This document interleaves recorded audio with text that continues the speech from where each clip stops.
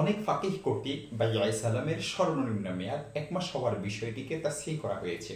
কিন্তু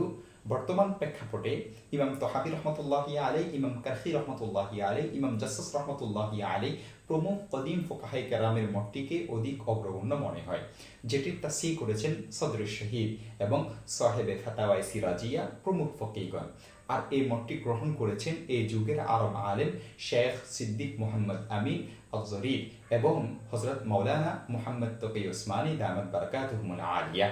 আরও প্রমুখ উলামায়ে কেরাম। আর হাকিমুল উম্মত আশরাফ আলী থানভী রহমতুল্লাহি আলাইহি তো এক্ষেত্রে সরাসরি শাফি মাযহাব অনুযায়ী যে কোনো মেয়াদের জন্য বাইআয়ে সালামকে জায়েজ বলেছেন। যেহেতু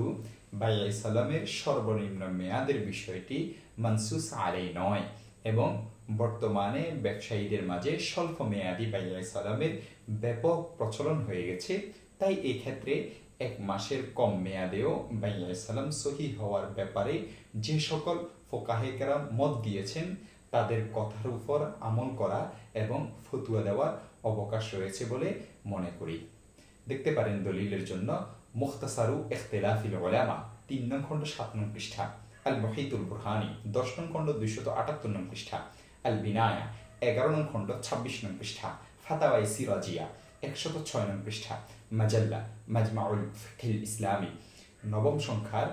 1 নং খণ্ড 387 নং পৃষ্ঠা এবং 643 নং পৃষ্ঠা ও 651 নং পৃষ্ঠা, এমদাদুল ফাতাওয়া 3 নং খণ্ড 21 নং পৃষ্ঠা, ইসলামী বেনকারি কি বুনিয়াদে মুফতি তকি উসমানী রহমতুল্লাহি আলাইহি পৃষ্ঠা নং 200।